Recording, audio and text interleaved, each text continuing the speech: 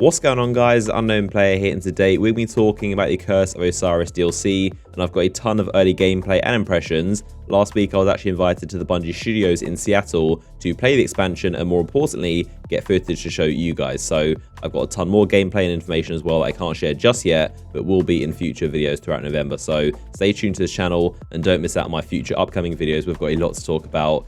So in this video, we're going to be talking about and rounding up a bunch of stuff about the expansion, my impressions, thoughts, some cool stuff, and also gameplay of the first mission you're seeing in the background. In terms of spoilers, it's a very spoiler-free mission. There's basically no plot details here, so obviously if you don't want to see anything of even the first mission, then that's up to you, it's your choice. But this one, it's just here's Mercury, clear out the Vex who are doing something, and then meet Brother Vance. So honestly, I wouldn't worry about this one for spoilers. It's the later ones which I won't be talking about or showing. Those are the ones that introduce new characters, villains, locations, and some pretty crazy stuff. So I can also talk about my general impressions of the campaign and the expansion as a whole. Obviously, playing it for 5 or 6 hours is enough to experience the full thing, but I will be talking about in this video what I think of the campaign, some things that are good and bad, obviously spoiler-free of those later missions. But if you're wondering from a base level what to expect with the expansion, if it's worth you buying it, if you'll like it, I'll be going over exactly what it's like in this video. So for the first mission, we just the pre-made characters, a bunch of random weapons you'll probably recognize. I do, of course, have a bunch of gameplay using new weapons I'll show later on, but this one I'm just using the Iron Banner Auto and the Gunsmith Scout, because this is basically what it's going to be like when we all start the expansion with our same characters.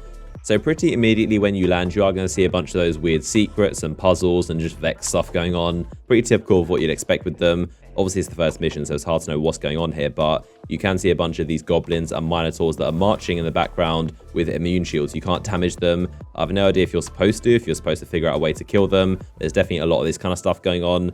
You've also got these very typical disappearing platforms and things like that. I will upload a video soon showing off Patrol, and you can see a bunch more stuff like this, mainly puzzles and disappearing things, and even here you can see the amount of portals and jump pads, so there's definitely a lot of those all over Mercury.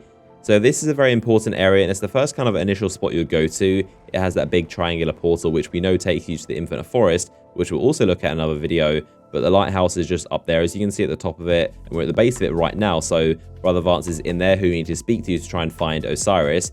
So before you can do that, of course, a bunch of Vex Sharp, and these guys are from the future, trying to mess with the place. These are actually Descendant Vex from the Vault of Glass, and the Ghost even says how the last time we've seen them was from the Vault. So these are time traveling from the future, which is why they're called Descendants. And there are also those ones from the past called Precursors that show up later, as we'll see in trailers. So a lot of Vault of Glass references already. You may have noticed that big glowing triangle, the same one you can see outside the Vault of Glass throne room door. There's obviously a ton of that on Mercury.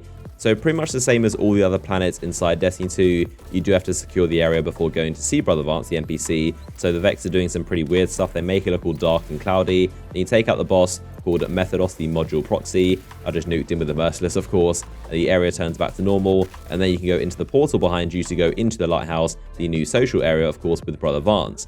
So the first time you go here, there's a pretty cool sequence of this big barrier coming down. You can see the skybox for the first time. There's the Almighty in the background, and Brother Vance is kind of fanboying out to meet Osiris. But that is basically the first mission, very introductory. Like I said, it's a base level, nothing too spoiler heavy or kind of detailed. Obviously, there are a ton of cutscenes and cinematics before this that will kind of set the scene, but this is a very introductory. Here's Mercury, here's the Vex, and later ones, of course, you get into the detailed stuff.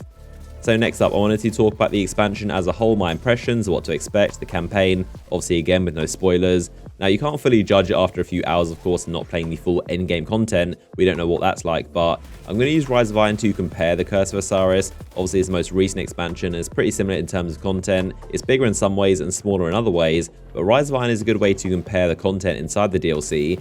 Now, it doesn't have that new-ish enemy race of the Splicers, of course. It's still just the Vex, just a couple new ones. Mercury is way bigger and better than the Plague Lands, in my opinion, so that's definitely very cool. The campaign in Curse of Osiris is definitely bigger and better. The missions are just simply better quality, there's no doubt about it. Rise of Iron did have a very incredible first and last mission, but the 4 in the middle were pretty basic, in my opinion.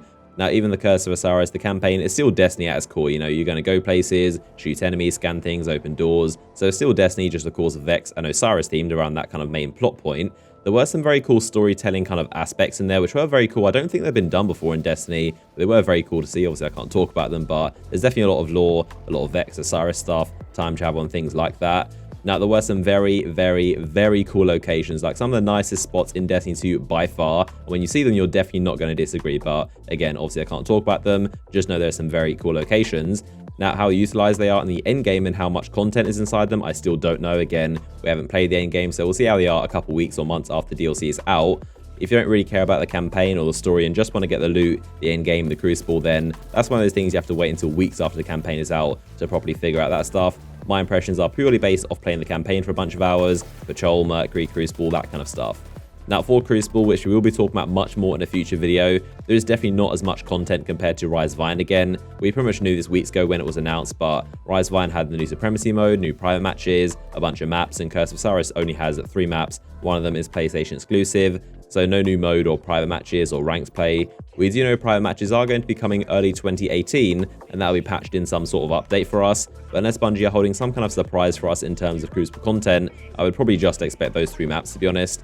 Now, of course, something else pretty big that's also going to be happening at the same time that this DLC dropping is going to be the big Sandbox update with Season 2, of course. Season 2 launches at the same time, 5th of December, also with the Dawning event, so kind of a lot of content at once. But obviously a big thing we're looking for is some changes, balances, and also a lot of changes to the economy. We know there's going to be some changes to the loot system, how stuff drops. That's going to be pretty important in terms of how the DLC does. Now, again, there's going to be a lot more videos from me coming out in the next coming days and weeks, and the live streams as well. A ton of information, so of course keep an eye out for more videos. Got a ton more gameplay to share with you guys, a lot of cool stuff, and also of course those new weapons, which is pretty cool to look at. So I'm going to let you guys watch a couple minutes of gameplay of stuff that's pretty cool and I thought was worth watching without me talking over it, so you can hear what's going on. But after you've watched this, I'll be back at the end of the video to talk about a couple more things.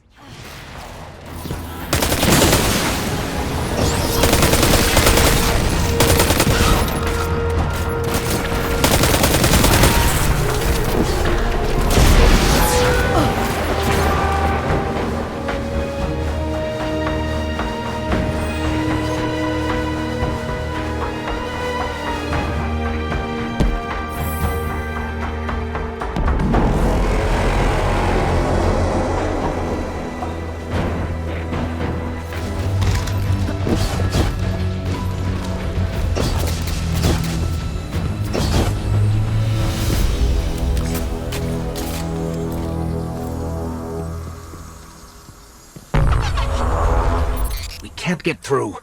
If Osiris's ghost were awake, then maybe she could help. Osiris, preserve us.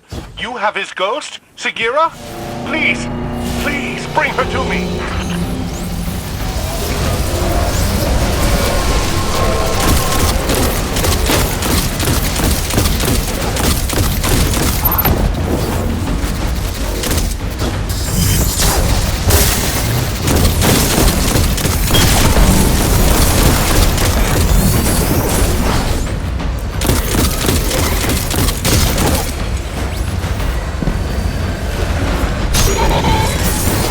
Descendants? We haven't seen them.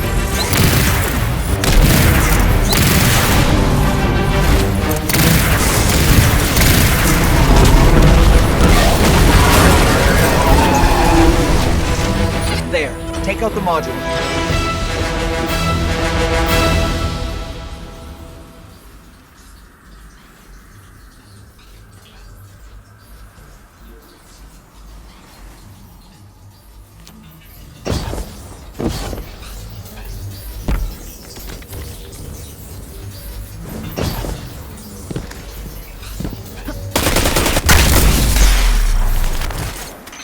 Vex from different timelines are converging on Mercury. That's bad. This is easier to get to than their old place. That's for sure. Thank you. I don't know what I would have done if Osiris hadn't sent you to me. In return, the followers of Osiris can help you revive his ghost. We have a hidden temple on Earth. Take Sagira to these coordinates. I will notify the followers that you are coming. Now that the Lighthouse is safe, we can prepare for Osiris's return. All of the lost prophecies are coming to pass. I'm finally going to meet Osiris.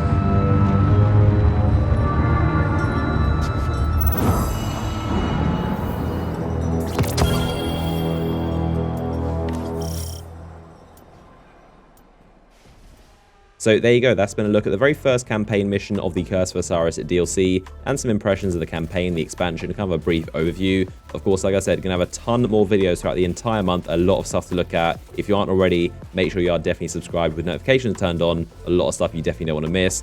As always, if you did enjoy this video and want to support the channel, then a like rating down below is always much appreciated, and it's your support that lets me go to these events and get you footage. So again, you guys are awesome. Got a bunch of videos on the way. In the meantime, if you want to watch another Destiny 2 video from me right now, then you can click the image on screen, and I'll see you guys next one.